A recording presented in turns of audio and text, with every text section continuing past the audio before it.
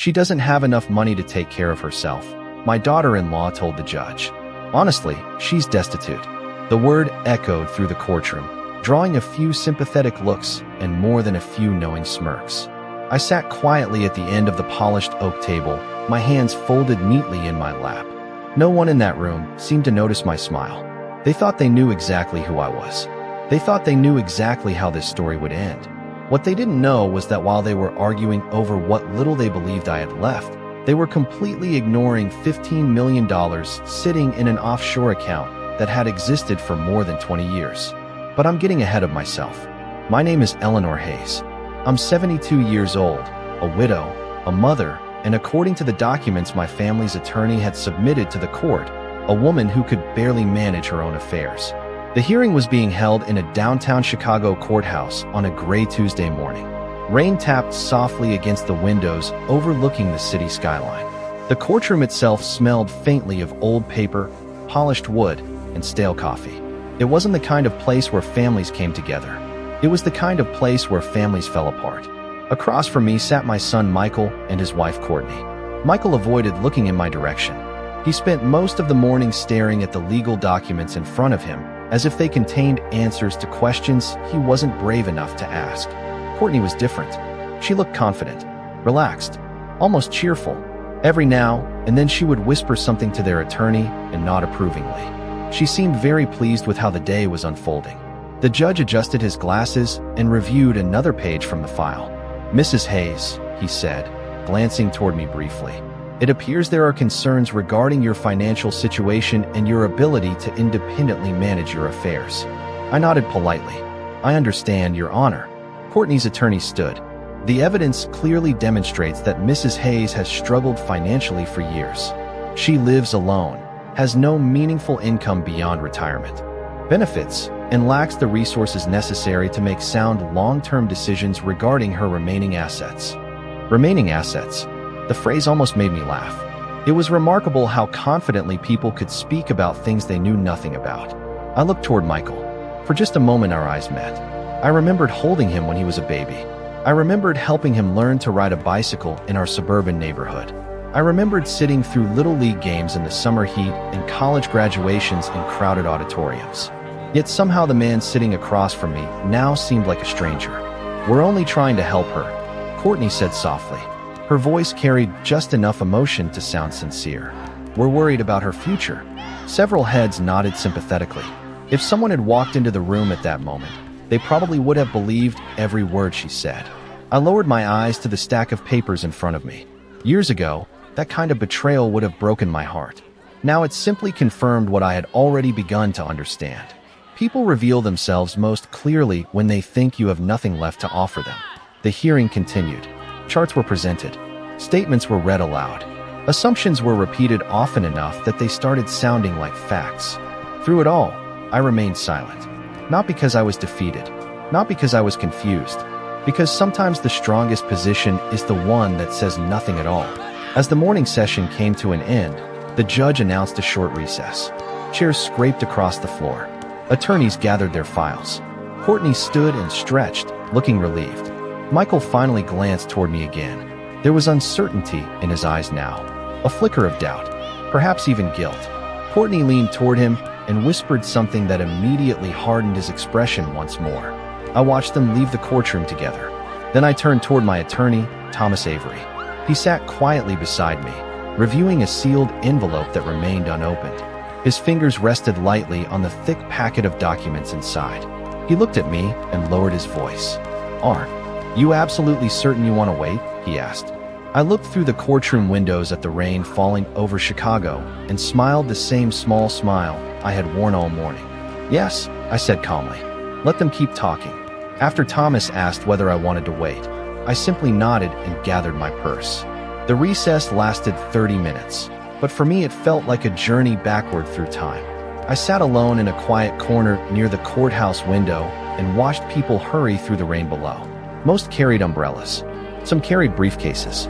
Everyone seemed to have somewhere important to be. I remembered a time when I believed my family was my important place. That belief had survived for decades. It had survived hardships, disappointments, and even the death of my husband. But over the last 8 months, something had changed. It began shortly after Richard passed away. The house felt different without him. The grandfather clock still chimed every hour. His favorite coffee mug still sat in the cabinet. His reading glasses remained on the bookshelf beside his chair. Yet the warmth that once filled those rooms seemed to disappear overnight. At first, Michael and Courtney were attentive. They called frequently. They brought groceries. They insisted on helping with paperwork. I appreciated it. Grief makes even simple decisions feel heavy. Then slowly, almost invisibly, the tone changed. Courtney began speaking for me instead of to me. If someone asked how I was doing, she answered before I could. If a family member asked about finances, she explained that I was struggling. The first time I heard it, I assumed she had misspoken. The second time, I paid attention. The third time, I realized it was intentional. During a family barbecue that summer, I overheard her speaking with one of Michael's cousins. "She is doing her best," Courtney said softly. "But honestly, things are difficult for her financially." I stood only 10 feet away holding a plate of potato salad. Neither of them noticed me. The cousin looked at me with immediate sympathy. I smiled politely. I did not correct him. A few weeks later, invitations went out for a family vacation. Everyone was included except me. Michael claimed there had been confusion about dates. Courtney blamed a booking issue. I accepted the explanation. Still, when photographs appeared online showing smiling faces gathered around a lakeside cabin, I noticed there had been plenty of room. Little moments like that accumulated quietly. Conversations stopped when I entered rooms. Decisions were made without asking my opinion. Family traditions that I had organized for years suddenly continued without me. The strange thing was that no single event seemed serious enough to confront. Each incident arrived wrapped in a reasonable excuse. Together, however, they formed a pattern I could no longer ignore. One afternoon, I invited Michael over for lunch. I prepared his favorite roast chicken, just as I had when he was younger. Halfway through the meal, he hesitated before asking a question. "Mom, have you thought about downsizing?" The fork paused in my hand. "Downsizing what?" I asked. "The house," he said. "Maybe it would be easier financially." Financially? There was that word again. I studied his face. He genuinely believed what he was saying. Someone had been repeating the same story often enough that even my own son accepted it as truth. That realization hurt more than I expected. Not because of the house, not because of the money, because I suddenly understood that my family no longer saw me clearly. They saw a version of me that someone else had carefully created. And as I sat in that courthouse watching the rain slide down the glass, I finally understood who had been creating it all along. The realization did not arrive all at once. It came in pieces, like small cracks spreading across a window pane. Once I noticed the pattern, I could not stop seeing it. Courtney had a talent for shaping perceptions without appearing controlling. She rarely made direct accusations. Instead, she planted suggestions. She asked careful questions. She offered concern where none had been requested. Over time, those concerns became accepted facts. A month after that lunch with Michael, I attended my great-nephew's birthday party. It was held at a community center about 20 miles from my house. Children ran through the room, carrying balloons while parents stood around folding tables covered with pizza boxes and paper plates. I arrived with a gift and a homemade cake. For a while, everything felt normal. Then I noticed something strange. People spoke to me differently. One relative asked whether I was managing to pay my utility bills. Another wondered if I needed help maintaining the house. Someone even offered me information about a local senior assistance program. Their voices were kind. Their intentions were probably good. Yet every conversation carried the same assumption. They believed I was struggling. They believed I was barely getting by. I thanked them politely and changed the subject. On the drive home, I kept replaying those conversations in my mind. The next morning, I opened my mailbox and found a brochure from an assisted living facility. I had never requested information from such a place. The brochure featured smiling retirees sitting in sunny courtyards and enjoying group activities. Tucked inside was a handwritten note. "Thinking of you." It was unsigned. I placed it on the kitchen counter and stared at it for several seconds. Then I made a cup of coffee and sat by the window overlooking my backyard. The maple tree Richard had planted years ago was beginning to change color. Autumn was arriving early that year. As I watched the leaves move in the breeze, I realized something important. None of this was accidental. Someone was preparing the people around me to see me as dependent. Someone was carefully lowering expectations regarding my independence, my judgment, and eventually my finances. That afternoon, I began organizing old records. Not because I felt threatened, because I wanted clarity. Boxes came down from closet shelves. Filing cabinets were opened. Decades of documents passed through my hands. Tax returns, property records, investment statements, letters, notes written in Richard's unmistakable handwriting. The deeper I looked, the more I remembered conversations we had shared long ago. Richard had always believed that privacy was a form of protection. He never flaunted success. He never discussed financial matters at family gatherings. He used to tell me that money attracted attention, but silence preserved freedom. At the time, I thought he was simply cautious. Now I wondered if he had been preparing me for something. Several days later, I received a phone call from Michael. His voice sounded nervous. He asked if he could stop by after work. When he arrived, he spent several minutes discussing traffic, the weather, and his office before finally getting to the point. He wanted access to certain financial records. He claimed it was only to help me plan for the future. I listened quietly. Then I asked a simple question. Who suggested this? Michael hesitated, only for a moment, but the answer was already written across his face. Michael looked away first. That told me everything. He cleared his throat and adjusted the cuff of his shirt before answering. Courtney thought it would be a good idea, he said. The words landed softly, but they carried more weight than he realized. I nodded and took a slow sip of coffee. Outside, a few leaves drifted across the backyard. The afternoon sun cast long shadows over the grass. For a moment, neither of us spoke. She is worried about you, he added. I almost smiled. Concern had become Courtney's favorite disguise. It appeared in every conversation, every suggestion, every carefully timed recommendation, always wrapped in kindness, always carrying a hidden destination. And are you worried about me? I asked. Michael hesitated. I just want to make sure everything is in order. There was that phrase again. In order. It sounded reasonable, responsible even. But over the previous months, I had learned to pay attention not only to what people said, but also to what they avoided saying. Michael never asked whether I was happy. He never asked whether I was lonely. He never asked how I was coping with life after Richard. Every conversation eventually circled back to paperwork, property, finances, or planning. I stood and walked toward the kitchen counter where several folders remained neatly stacked from my recent organizing. You know, I said, resting my hand on the top folder. Your father spent decades teaching me how to manage our affairs. Michael lowered his eyes. I know. Then why does everyone suddenly believe I cannot? He did not answer immediately. The silence stretched between us. Finally, he sighed. People are concerned. People, not facts, not evidence, just people. I had lived long enough to know how quickly assumptions could replace reality once enough voices repeated them. After Michael left, I sat alone in the family room and thought about Richard. His photograph stood on the mantel above the fireplace. The frame was simple and worn at the corners. It had been taken during a trip to Maine years earlier. He was standing near the water with the wind pushing against his jacket, smiling as though he had discovered a secret no one else knew. In many ways, he had. Richard believed preparation was an act of love. 25 years earlier, after a difficult business dispute involving one of his former partners, he became deeply private about financial matters. Not fearful, careful. He diversified investments, established legal structures, and documented everything with meticulous detail. At the time, I often teased him for being overly organized.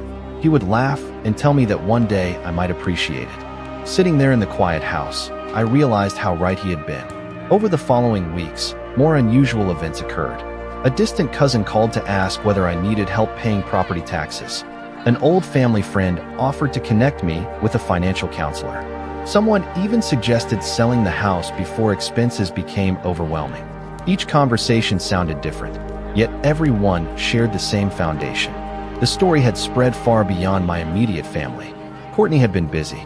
The most remarkable part was how patient she had been. This was not the work of a few careless comments.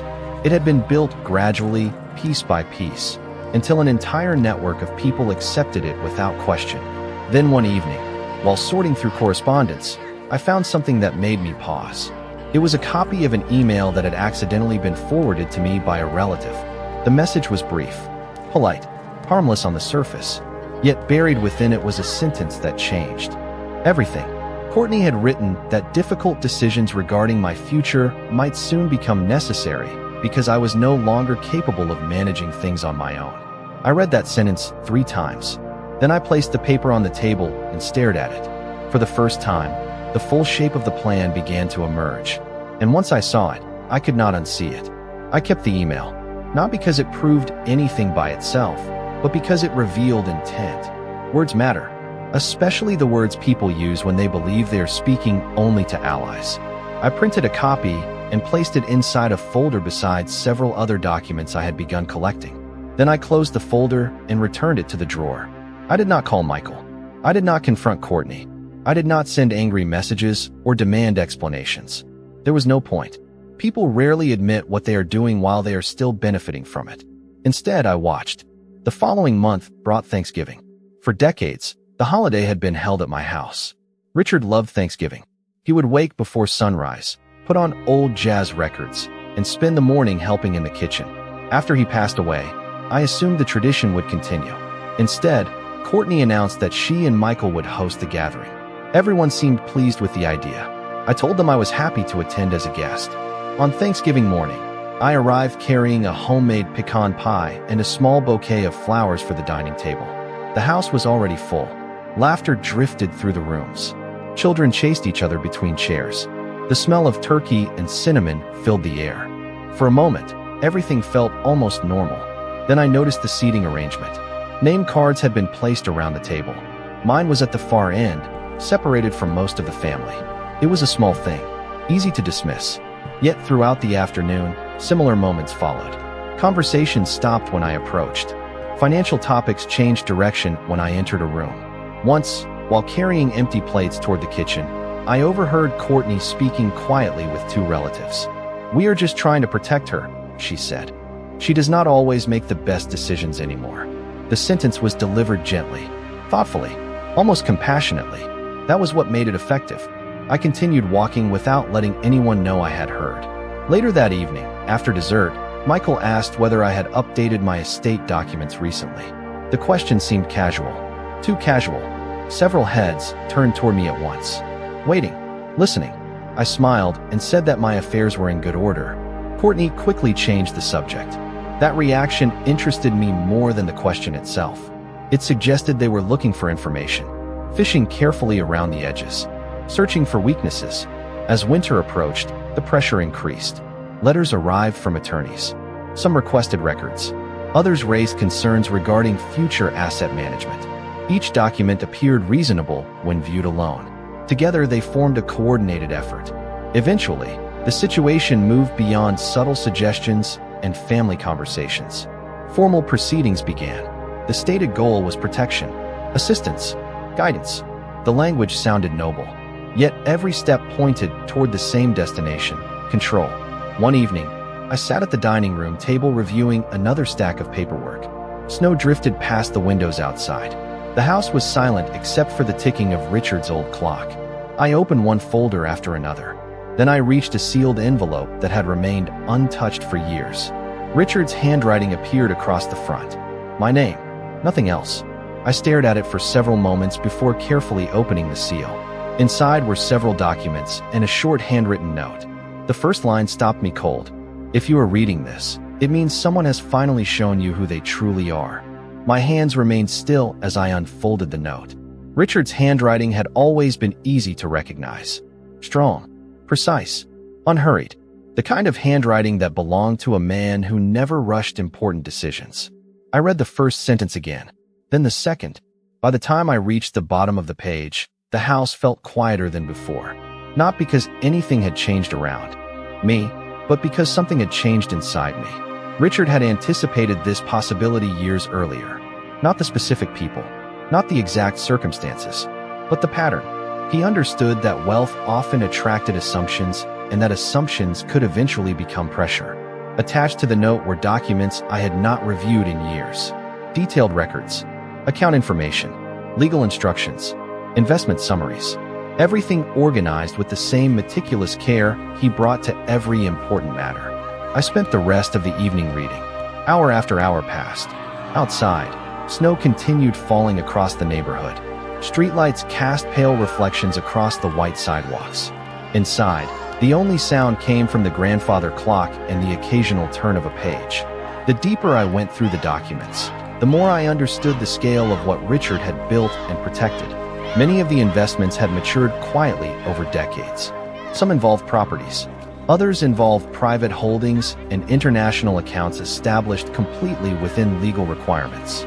Together, they formed a financial picture that almost no one in the family knew existed, including Michael, especially Courtney. For years, Richard and I had agreed on a simple principle. Privacy was not secrecy. Privacy was protection. There had never been a reason to discuss every asset at family dinners or holiday gatherings. We lived comfortably, paid our bills, supported charitable causes, and enjoyed our lives. That was enough. The next morning, I called an attorney whose name appeared repeatedly throughout Richard's records. Thomas Avery. We arranged a meeting later that week. When I arrived at his office overlooking the Chicago River, he greeted me warmly. He had worked with Richard for many years and seemed unsurprised to see me carrying the folder. We spent nearly 3 hours reviewing documents. Thomas read carefully, occasionally making notes while I answered questions. Finally, he leaned back in his chair and removed his glasses. "Your husband prepared thoroughly," he said. "Very thoroughly." I nodded. "I am beginning to realize that." Thomas studied me for a moment. "May I ask what prompted all of this?" I considered the question. Then I told him everything. The conversations, the assumptions, the pressure, the letters, the proceedings that were slowly gaining momentum. He listened without interruption. When I finished, he remained silent for several seconds. "Then you need to be extremely careful moving forward," he said. "Because from what you are describing, they believe they already understand your situation." That observation stayed with me. People behave differently when they think the outcome is certain. They become less cautious, less patient, more willing to reveal their intentions. Over the following weeks, the legal process accelerated. Additional filings appeared. More claims were made regarding my ability to manage my affairs. Each document painted the same picture. An elderly widow struggling to keep up with life's responsibilities. An aging mother in need of guidance. A vulnerable woman requiring protection from her own decisions. I read every page without reacting. Then I placed them neatly into a folder and continued gathering information. Meanwhile, Thomas began assembling something of his own. Not arguments, not accusations. Facts, verified records, financial statements, legal documentation, a complete picture. Piece by piece, the truth was taking shape. Neither of us rushed. There was no need. Sometimes the strongest response is allowing people enough time to fully commit to their mistake. And judging by the confidence now appearing in Courtney's actions, that was exactly what she was doing. By the time the first hearing arrived, Courtney carried herself like someone who had already crossed the finish line. I noticed it immediately. Confidence changes the way people move, the way they speak, the way they look at others. When she entered the courthouse that morning beside Michael, she did not look worried. She looked prepared to receive confirmation of something she already believed. The hearing itself was relatively brief, mostly procedural, mostly administrative, yet it revealed more than either of them realized. Their attorney presented concerns regarding my financial stability, my decision-making, and my future ability to manage important matters independently. Everything was delivered professionally, carefully, respectfully, yet beneath the polished language sat the same conclusion they had been building toward for months. I listened without interruption. Thomas sat beside me taking notes. Occasionally, he would underline something or place a small mark beside a statement. Otherwise, he remained silent. Afterward, as people gathered their belongings, Courtney approached me with a sympathetic expression. "I hope you understand this is not personal," she said. "We only want what is best for you." I looked at her for a moment. Her face showed no hesitation, no embarrassment. She genuinely believed she was controlling the situation. "Of course," I replied. "I understand." She smiled, apparently relieved by my response. Then she walked away. Thomas waited until she disappeared around the corner before speaking. "Interesting," he said. "What is?" I asked. She expected resistance. I considered that observation during the drive home. He was right. Courtney had prepared for arguments. She had prepared for emotional reactions. She had prepared for conflict. What she had not prepared for was patience. Over the following weeks, additional filings appeared. More claims, more assumptions, more declarations about my circumstances. Thomas continued gathering records. Every account, every holding, every document. The process required precision. Some records stretched back decades. Others involved institutions that required extensive verification. Nothing was rushed. Every detail mattered. One afternoon, I visited Thomas's office to review progress. Several thick folders sat across his conference table. He opened one after another, carefully explaining the supporting documentation, property interests, investment performance, historical records, legal structures. Everything matched perfectly. At one point, he removed his glasses and stared quietly at a collection of statements spread before him. "Do you know what surprises me most?" he asked. "What?" "Not the size of the assets. The fact that no one seems to suspect they exist." I smiled slightly. Richard would have appreciated that observation. Privacy had done exactly what it was designed to do. It had protected reality from assumption. As the final hearing approached, the contrast between both sides became increasingly clear. Courtney's position relied on a story. Ours relied on documentation. Courtney relied on perception. We relied on facts. The night before the hearing, Thomas called and asked me to stop by his office one last time. When I arrived, the conference room was empty except for him. A large sealed envelope rested in the center of the table. He placed a hand on top of it and exhaled slowly. For the first time since we began working together, he looked genuinely stunned. "I finished verifying everything," he said. I took a seat across from him. Thomas slid the envelope slightly forward. "Eleanor," he said quietly, "when this is opened tomorrow, the entire case changes." I looked at the envelope, then at the city lights glowing beyond the office windows. Finally, I nodded. "Tomorrow is soon enough," I said. The next morning, the rain had returned. Gray clouds hung low over Chicago as I entered the courthouse alongside Thomas. The hallways were crowded with attorneys, clerks, and families carrying their own private troubles from one room to another. Yet for me, everything felt unusually calm. Months earlier, I might have arrived feeling anxious. Now I felt something different. Clarity. We entered the courtroom and took our seats. Michael and Courtney were already there. Courtney appeared confident, as always. She greeted several people with polite smiles and quiet conversation. Every movement suggested certainty. Michael looked less comfortable. Dark circles sat beneath his eyes. He kept adjusting his tie and checking his phone. Judge Whitaker entered, and the room settled into silence. The proceedings began. Courtney's attorney spoke first. He summarized their position with practiced confidence. He described concerns about my financial condition. He repeated familiar claims regarding my ability to independently manage important matters. Several documents were referenced. Several assumptions were presented once again, as though repetition alone could transform them into truth. I listened quietly. Thomas listened quietly. Neither of us interrupted. Eventually, the attorney concluded and returned to his seat. Judge Whitaker turned toward our table. "Mr. Avery?" Thomas stood. For a moment, he said nothing. Then he lifted the large envelope from the table and carried it to the front of the courtroom. I watched Courtney's expression carefully. At first, she appeared unconcerned. Then Thomas began removing documents. One file became several. Several became an organized stack that seemed to grow with each passing minute. Courtney's smile faded slightly. The judge reviewed the first pages, then the next, then several more. The room grew noticeably quieter. Thomas spoke clearly and without drama. He presented verified records, asset statements, historical documentation, financial reports, legal confirmations. Everything had been authenticated. Everything had been reviewed. Everything could be proven. No speculation, no assumptions, just facts. Judge Whitaker adjusted his glasses and continued reading. The silence stretched. I glanced across the room. Michael's posture had changed. He leaned forward slightly as though struggling to understand what he was hearing. Courtney remained perfectly still. Her eyes never left the documents in front of the judge. Thomas continued. He explained the existence of multiple long-term investments, diversified holdings, property interests, international financial accounts established decades earlier. The figures being discussed no longer matched the image that had been presented for months. They belonged to an entirely different reality, a reality no one had expected. The attorney representing Courtney requested clarification regarding several records. Thomas provided it immediately. Additional documentation was supplied. Every question produced another verified answer. Every challenge produced another supporting document.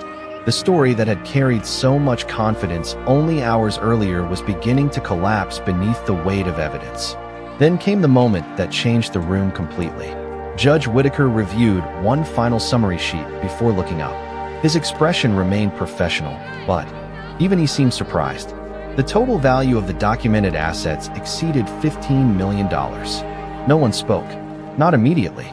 Michael stared at the table. Courtney stared straight ahead. Several people in the gallery exchanged confused glances. The contrast was impossible to ignore.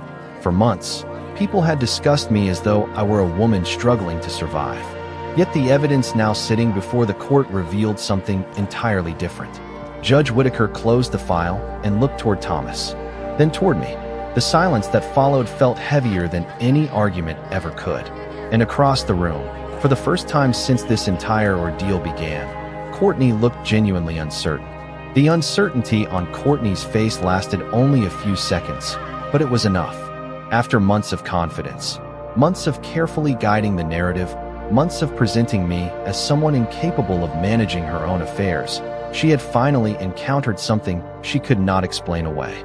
Facts have a way of doing that. The hearing continued, but the atmosphere had changed completely. Questions that once seemed settled were suddenly being revisited. Assumptions that had been repeated for months no longer carried the same weight. Judge Whitaker reviewed additional documents while attorneys quietly exchanged notes. No one seemed interested in discussing my supposed financial struggles anymore. There was too much evidence sitting on the table. Eventually, the proceedings concluded for the day. People began gathering their belongings. Chairs moved. Papers were stacked. Conversations resumed in low voices. Yet even as the room filled with motion, Michael remained seated. He stared at the table in front of him as though searching for something that was no longer there. Courtney stood beside him, unusually silent. For perhaps the first time since this entire situation began, neither of them appeared certain about what to say. I rose from my chair and thanked Thomas. He simply nodded. There was no celebration, no dramatic victory. That was never the point. As we walked toward the courthouse exit, I passed several relatives who had attended portions of the hearings. Their expressions ranged from confusion to embarrassment. A few offered awkward smiles. Others looked away. I did not blame them. Most had simply believed what they had been told. Stories travel quickly through families, especially stories that sound believable. Outside, the rain had stopped. The sidewalks glistened beneath a pale afternoon sun. Thomas paused near the entrance. "You handled all of this remarkably well," he said. I looked across the street where traffic moved steadily through downtown Chicago. "No," I replied. "Richard handled it well. He just planned further ahead than the rest of us." Thomas smiled at that. Then we went our separate ways. A week later, the legal matter was formally resolved. The effort to portray me as incapable had collapsed under scrutiny. Documentation had spoken more clearly than emotion ever could. Several people reached out afterward. Some apologized directly. Others attempted to explain themselves. A few pretended nothing had happened at all. I listened politely when necessary. Life is too short to spend every day collecting grievances. Michael eventually came to see me. He arrived alone. He looked older than I remembered, not because of age, because disappointment leaves its own marks. We sat together at the kitchen table where he had eaten countless meals throughout his childhood. For several minutes, neither of us spoke. Finally, he apologized. Not perfectly, not eloquently, but sincerely. I appreciated that. Whether trust could fully return was a different question. Some things require time. Others require acceptance. After he left, I carried a cup of coffee onto the back patio. Spring had begun replacing winter. The maple tree Richard planted years ago was covered with fresh leaves. Birds moved through the branches. A gentle breeze crossed the yard. Everything felt peaceful. I thought about the word that had followed me through so much of the past year. Poor, struggling, dependent. People had attached many labels to me without ever asking who I actually was. The truth was simple. I had never been poor. Not financially, and certainly not in the ways that mattered most. The real poverty I witnessed had nothing to do with bank accounts. It appeared when people traded integrity for opportunity. when they confused assumptions with facts, when they forgot the value of loyalty. I took another sip of coffee and watched sunlight move across the lawn. My life remained exactly where it had always been. My dignity, my independence, my peace. Those were the things worth protecting. And unlike money, they could never be taken by someone who failed to understand their value.